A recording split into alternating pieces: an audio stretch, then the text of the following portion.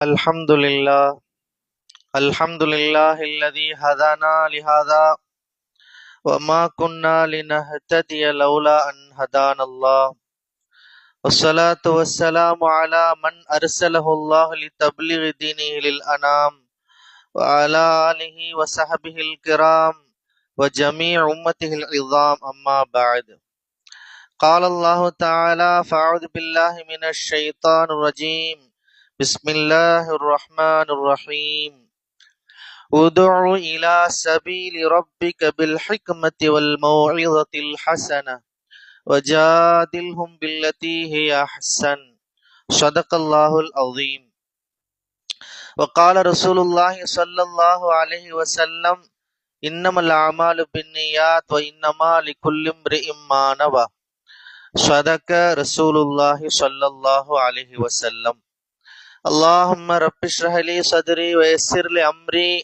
வஹ்லுல் உக்ததம் மின் லிசானி யஃப்கஹு கௌலி. நம்மை படைத்தவனும் நாம் அடிபணிந்திட முற்றிலும் தகுந்தவனுமாகிய அல்லாஹ் ஒருவனுக்கே எல்லா புகழும். அவனுடைய அன்பும் அருளும் இவ்வுலகிற்கு நேர் வழிகாட்ட இறைவனால் அனுப்ப பெற்ற எல்லா இறை தூதர்கள் மீதும், குறிப்பாக நம்முடைய வழிகாட்டியும் இறுதி இறை தூதருமாகிய முஹம்மது ரசூலுல்லாஹ் ஸல்லல்லாஹு அலைஹி வஸல்லம் அவர்கள் மீதும், அவர்களை பின்பற்றி வாழ்ந்த சஹாபாக்கள், சஹாபியாக்கள், தாபியன்கள், தபா தாபியன்கள், ஷுஹதாக்கள், சாலிஹீன்கள் மற்றும் இந்த புனிதமிகு ஜுமா மஜ்லிஸிலே அமர்ந்திருக்கின்ற ஆண்கள் பெண்கள் நம் அனைவர் மீதும் உண்டாவதாக. கண்ணியத்திற்கும் பெரும் மரியாதைக்கும் உரிய எல்லாம் அல்ல அல்லாஹ்வின் நல்லடியார்களே, தாய்மார்களே, சகோதரிகளே, இஸ்லாமிய வெறுப்பை தகர்க்கும் வழிமுறைகள் என்கின்ற தலைப்பில் மேலும் சில கருத்துக்களை கூறும் பொருட்டு எனது வார்த்தைகளை ஆரம்பம் செய்கின்றேன். அன்பு சகோதரர்களே, சகோதரிகளே, இஸ்லாமோபோபியா, இஸ்லாமிய வெறுப்பு உலகம் முழுவதும் நிறைந்திருக்கிறது. நம்ம கூட பழகக்கூடியவங்கள்ட்டையும் இஸ்லாமிய வெறுப்பு இருக்கிறது, முஸ்லிம்களை வெறுக்கிறாங்க. இதை போக்குவதற்கு என்னென்ன வழிமுறைகள் அப்படிங்கிற தலைப்புல தான் 2-3 வாரங்களாக நம்ம நிறைய செய்திகளை பார்த்து வர்றோம். அதுல நிறைய செய்திகள் நம்ம பார்த்தோம். உரையாட வேண்டும், அவர்களோடு முஸ்லிம் அல்லாத பெருமக்களோடு தொடர்புகளை வெளிப்படுத்திக் கொள்ள வேண்டும், 100% நாம் முஸ்லிம்களாக வாழ வேண்டும், 100% நாம் இயக்கமயமாக வேண்டும், இப்படி பல வழிமுறைகளை நம்ம விரிவா பார்த்தோம். அதுல அடுத்து மிக முக்கியமான வழிமுறை என்ன? முஸ்லிம்கள் 100% அழைப்பாளர்களாக மாற வேண்டும். 100% அழைப்பாளர்கள். அழைப்பாளர் அப்படின்னா திருக்குரான் நமக்கு சொல்லக்கூடிய ஒரு பெயர் தாயி. நாம் ஒவ்வொருவரும் அழைப்பாளர். முஸ்லிம்னா யார்? அழைப்பாளன். எதை நோக்கி அழைக்கணும்? யாரை அழைக்க வேண்டும்? முஸ்லிம் அல்லாதவர்களை அழைக்க வேண்டும், இஸ்லாத்தின்பால் அழைக்க வேண்டும்.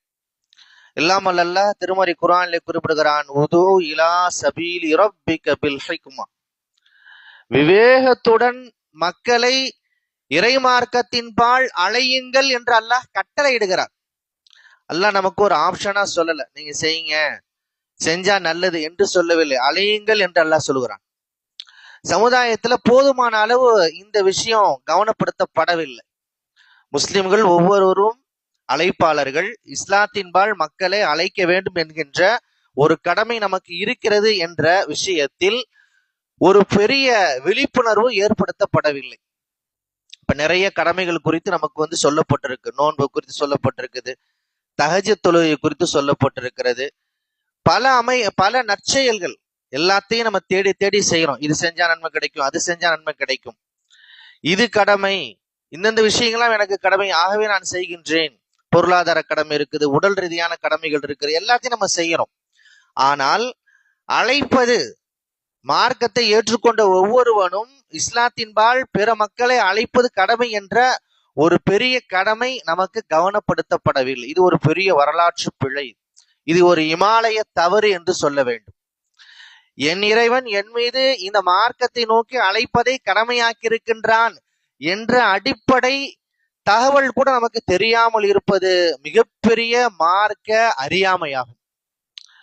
அல்லாஹ் இங்கே குறிப்பிடுகிறான், உது இலா சபீலி ரப்பிக், அல்லாஹுடைய மார்க்கத்தின்பால் விவேகத்துடன் நீங்கள் அலையுங்கள். இந்த மாதிரி ஒரு வசனம் அல்ல, பல வசனங்கள் அழைக்க வேண்டும், மக்களுக்கு பிரச்சாரம் செய்ய வேண்டும், நன்மை எவி தீமையை தடுக்க வேண்டும். இப்படி பல அடுக்குகளாக பல வார்த்தைகளை அல்லாஹ் சொல்லுகின்றான். சூரா தௌபாவில் அல்லாஹ் சொல்லுகிறான், வைன் அஹதும் மினல் முஷ்ரிக்கீன் நஸ்தஜாரக ஃபஅஜிர்ஹு ஹத்தா யஸ்மா கலாம் அல்லாஹ். அல்லாஹுடைய வேதத்தை நீங்கள் மற்ற மக்களுக்கு சேர்ப்பியுங்கள், கேட்க செய்யுங்கள் என்று அல்லாஹ் சொல்லுகின்றான். அதுவும் எந்த சூழலிலே? ஒரு பெரிய போர் நடைபெற்று கொண்டிருக்கிறது. அப்படிப்பட்ட தருணத்திலே உங்களிடத்திலே முஸ்லிம் அல்லாத மக்கள் அடைக்கலம் தேடுகிறார்கள் என்றால், உங்களிடத்துல அடைக்கலம் தேடுகிற பொழுது நீங்கள் அவர்களுக்கு அடைக்கலம் கொடுங்கள். அப்படி அடைக்கலம் கொடுத்து அவர்கள் உங்களிடத்துல இருக்கிற பொழுது, ஒரு நாள் 2 நாள் உங்கள்கிட்ட இருக்கலாம். அந்த சில நாட்களில் கூட அவர்கள் உங்களிடத்தில் இருக்கிற பொழுது மார்க்க செய்தி அவர்களுக்கு சேராமல் போய்விடக் கூடாது என்று அல்லாஹ் இங்கே குறிப்பிட்டு விட்டு, இந்த அல்லாஹுடைய கலாம் அல்லாஹ் என்று அல்லாஹ் சொல்கிறான். கலாம் அல்லாஹ் திருக்குரானிய செய்திகளை, அல்லாஹுடைய வழிகாட்டுதல்களை நீங்கள் அந்த மக்களுக்கு சொல்லிவிடுங்கள், அந்த வாய்ப்பை பயன்படுத்தி கொள்ளுங்கள் என்று அல்லாஹ் சொல்லுகிறான். இப்ப சின்னஞ்சிறு வாய்ப்பை கூட விடக்கூடாது, அந்த செய்தி அவங்களுக்கு போயிடணும் என்று அல்லாஹ் இங்கே கட்டளை இடுகின்றான். ஆகவேதான் பெருமானார் ஸல்லல்லாஹு அலைஹி வஸல்லம் அவர்கள் இந்த செய்தியை எடுத்து சொல்வதற்கு ஒரு சிறு வாய்ப்பை கூட அவர்கள் தவற விட்டது கிடையாது. அதே கவலையில் தான் அவர்கள் எப்போதுமே இருந்தார்கள். இந்த செய்தியை மக்களுக்கு எடுத்து சொல்லிவிட வேண்டும், அல்லாஹுடைய வழிகாட்டுதல் எல்லாருக்கும் சொல்லிவிட வேண்டும், மறுமையை குறித்த செய்திகளை சொல்லிவிட வேண்டும் என்பதே நபி ஸல்லல்லாஹு அலைஹி வஸல்லம் அவர்கள் மிக கவனத்தோடு அவர்கள் நடந்து கொண்டார்கள். ஒரு பெரிய வியாபார கூட்டம் அங்க கிராஸ் ஆக போகுதுன்னு சொல்லி நபி ஸல்லல்லாஹு அலைஹி வஸல்லம் அவர்களுக்கு செய்தி கிடைக்கின்றது. சாப்பிட்டு கொண்டிருந்த நபி ஸல்லல்லாஹு அலைஹி வஸல்லம் உடனடியாக அதை அப்படியே பாதையை நிறுத்திவிட்டு ஓடோடி செல்கிறார்கள். மக்காவை கடந்து செல்கிற அந்த வியாபார கூட்டத்தை தடுத்து நிறுத்துகிறார்கள். ஒரே ஒரு நிமிடம் கேளுங்க என்று சொல்லி அல்லாஹுடைய செய்தியை, வழிகாட்டுதலை அந்த மக்களுக்கு நபி ஸல்லல்லாஹு அலைஹி வஸல்லம் அங்கே சொல்லுகிறார்கள். அதுக்கு பிறகு அந்த வியாபார கூட்டம் வருமானம் வராதான்னு தெரியாது. ஆனா அவர்கள் இப்பொழுது மக்காவை கடந்து செல்கிறார்கள். ஒரு சில நிமிடங்கள் அவர்களுக்கு அந்த செய்தி சொல்லப்பட வேண்டும் என்ற ஒரு பெரிய கவனம் நபி அவர்களிடத்தில் இருந்தது. நாம் நம்மோடு பழகுற, பல ஆண்டுகளாக பழகுகிற, நம்மோடு பழகுற மக்கள், நம்ம எல்லா வகையிலும் நம்ம பழகுறோம்.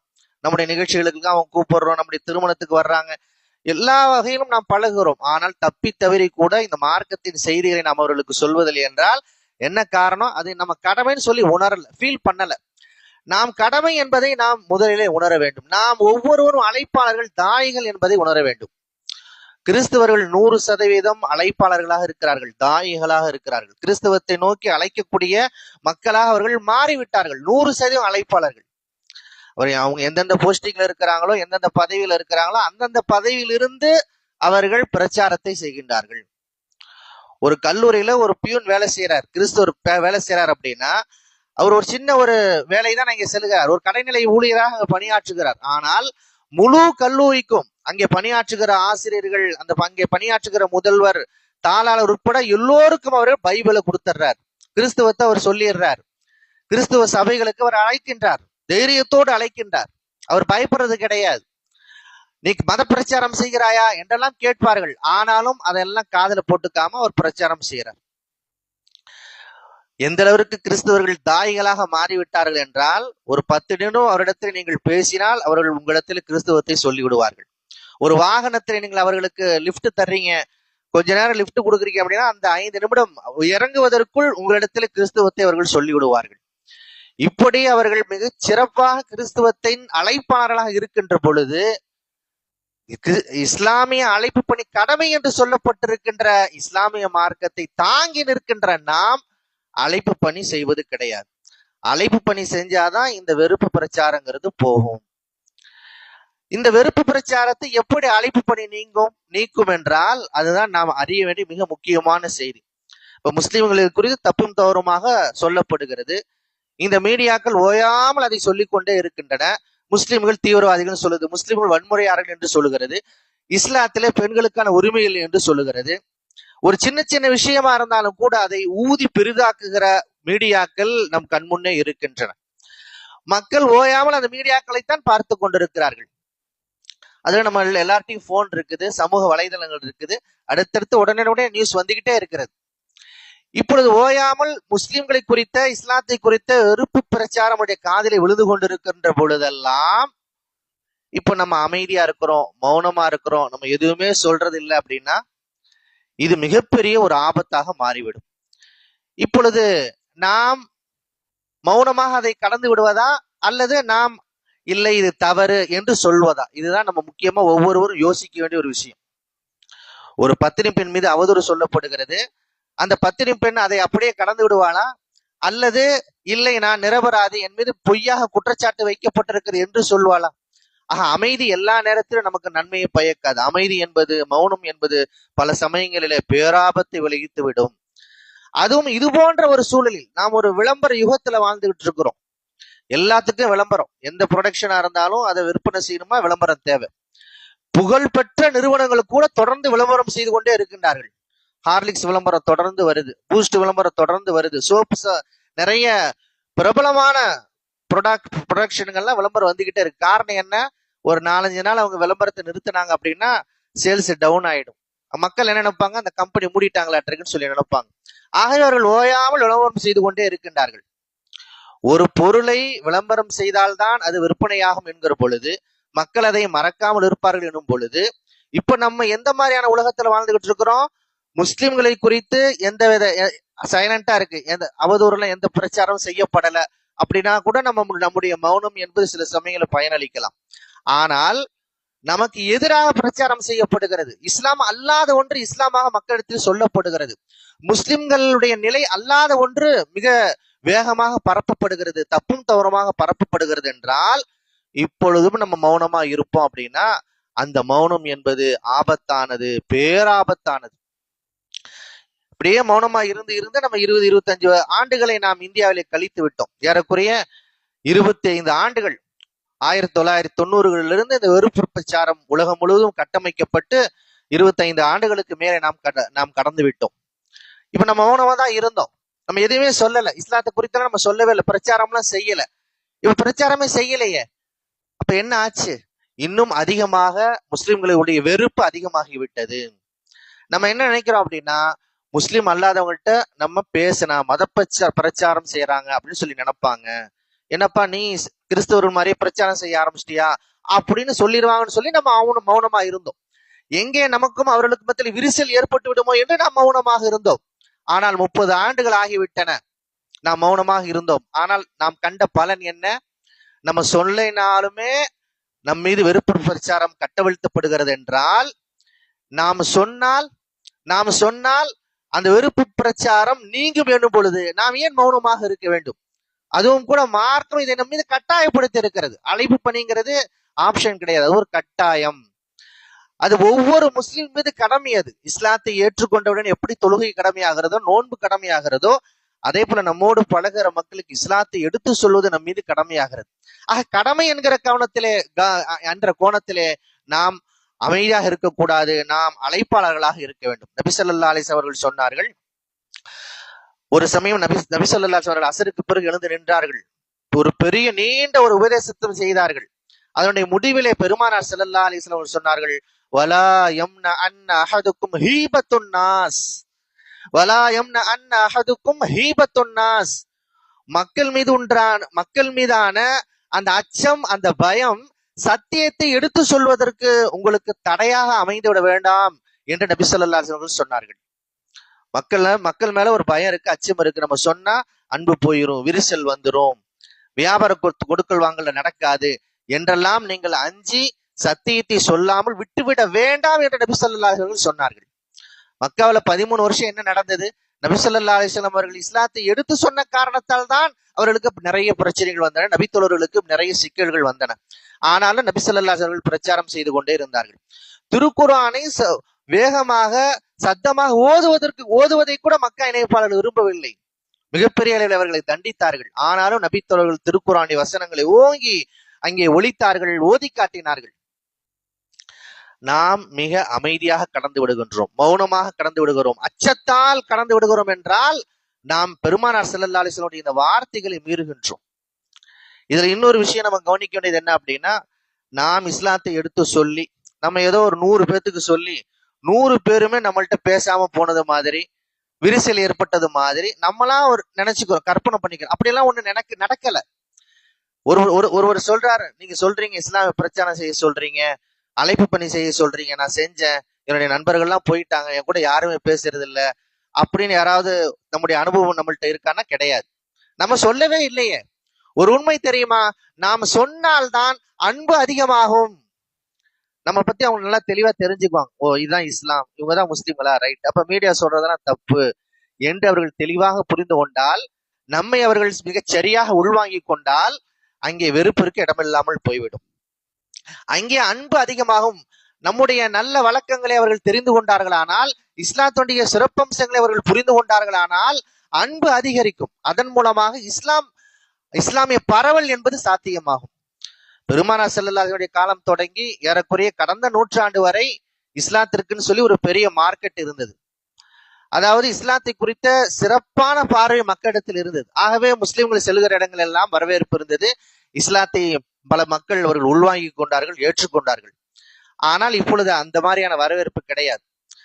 அதாவது இந்த இஸ்லாமிய வெறுப்பு பிரச்சாரம் ஏன் செய்யப்படுகிறது என்றால், நாம் இஸ்லாமிய பிரச்சாரம் செய்துவிடக் கூடாது என்பதற்காகத்தான் செய்யப்படுகிறது. அதை நம்ம கரெக்டா புரிஞ்சுக்கணும். நாம் இஸ்லாமிய பிரச்சாரம் செய்யக்கூடாது என்பதற்காகவே இஸ்லாமிய வெறுப்பு பிரச்சாரம் செய்யப்படுகிறது. அப்ப அது நடந்திருக்கு. இப்ப நம்ம யார்ட்டையுமே பேசுறது கிடையாது. ஏன் பேசுறது இல்ல? ஏற்கனவே வெறுப்பு பிரச்சாரம் நடந்திருக்கிறது. ஆகவே எதிரிகள் வெற்றி பெற்று இருக்கிறார்கள். அவர்களை நாம் தோல்வி காண செய்ய வேண்டுமானால் நாம் இஸ்லாத்தை எடுத்து சொல்ல வேண்டும், விளம்பரப்படுத்த வேண்டும், பிரச்சாரம் செய்ய வேண்டும். நாம் ஒரு விளம்பர யுகத்திலே வாழ்ந்து கொண்டிருக்கிறோம். அதுவும் இஸ்லாத்திற்கு எதிரான வெறுப்பு பிரச்சாரம் நடைபெறுகிற பொழுது நாம் மௌனமாக இருக்கிற பொழுது அதனால எந்த பலனுமே கிடையாது. சுத்தி இருக்கிறவங்களையா நம்ம காப்பாற்றணுமே. நம்ம கூட இருக்கவங்கள்ட்ட கூட நம்ம பேசுறது கிடையாது. அவர்கள் நம்மோடு பழகிறார்கள், ஆனால் சிந்தனை எல்லாம் மீடியாக்கள் இருந்து அவர்கள் பெறுகின்றார்கள். நம்மிடமிருந்து அவர்கள் இஸ்லாத்தை குறித்து அவர்கள் தெரிந்து கொள்வதில்லை. மீடியாக்களிடமிருந்து இஸ்லாத்தை தப்பும் தவறமாக சொல்லப்படுகிற இஸ்லாத்தை அவர்கள் புரிந்து கொள்கிறார்கள். இப்படிப்பட்ட தருணத்திலே நாம் மிகவும் கடமை என்கிற அடிப்படையிலே அழைப்பு பணி செய்ய வேண்டும். அதனால்தான் இந்த வெறுப்பு பிரச்சாரம் நீங்கும். அதே போல அழைப்பு பணி என்பது பெரும் நன்மை தரக்கூடியது. பெருமானார் ஸல்லல்லாஹு அலைஹி வஸல்லம் அவர்கள் சொன்னார்கள், மன் தஆ இலா ஹுதன் கான லஹு மின் அஜ்ரி மிஸ்லு உஜூரி மை யத்தபிஹு லா யன்குசு ذلك மின் உஜூரிஹிம் ஷையன். நபி ஸல்லல்லாஹு அலைஹி வஸல்லம் சொன்னார்கள், உங்கள் மூலமாக ஒரு மனிதன் நேர்வழி பெற்றால் அதனுடைய கூலி என்பது மிகப்பெரியது. நபி ஸல்லல்லாஹு அலைஹி வஸல்லம் சொல்லுகின்றார்கள், அந்த மனிதர், நேர்வழி பெற்ற மனிதர், உங்களால் நேர்வழி பெற்ற மனிதர் என்னென்ன நற்செயல்கள் எல்லாம் செய்கிறாரோ அதிலிருந்து ஒரு ஷேர், அதிலிருந்து ஒரு பங்கு உங்களுக்கு கிடைத்து கொண்டே இருக்கும் என்று நபி அவர்கள் சொல்லுகிறார்கள். நம்முடைய பொருளாதார செலவு, நம்முடைய உடல் ரீதியான அமல்கள் எல்லாம் எதுக்காக? நம்ம நன்மையை திரட்டணுங்கிறதுக்காக தானே செய்யறோம். ரமலான் மாசத்துல நோன்பு வைக்கிறோம், உம்ரா செய்யறோம், ஹஜ்ஜி செய்யறோம். எல்லாமே எதற்காக? நான் நன்மைகளை பெறுவதற்காக, அந்த நன்மைகள் மூலமா நான் சோனம் அடைவதற்காக. இவ்வளவு கவனத்தோடு நாம் நன்மைகளை திரட்டுகின்றோமே. ஒரு எளிமையான ஒரு வழிமுறை, நாம் இஸ்லாத்தை எடுத்து சொல்லுகிற போது அதன் மூலமாக ஒரு மனிதன் இஸ்லாத்திற்கு வந்து விட்டார், நாம் நேர்வழி காட்டி அதன் மூலமாக ஒரு மனிதன் நேர்வழி பெற்று விட்டால் காலம் முழுவதும் அது நமக்கு நன்மையை பெற்று தரும். இவ்வளவு அற்புதமா நன்மை தரக்கூடிய ஒரு அறச்செயலை, ஒரு நற்செயலை நாம் கண்டுகொள்வதே கிடையாது. அதுல நிறைய ரிஸ்க் இருக்கும், நிறைய பிளானிங் பண்ணணும், நிறைய அதற்காக திட்டமிடணும், மெனக்கிடணும். நாம் அதை பற்றி நாம் எந்த ஒரு கவலையும் இல்லாமல் இருக்கிறோம். ஒரு பெரிய நன்மையின் வாசலை நாம் எழுந்து கொண்டே இருக்கின்றோம். ஆனால் நபித்தோழர்கள் அதை மிகச் சரியாக உள்வாங்கி கொண்டார்கள்.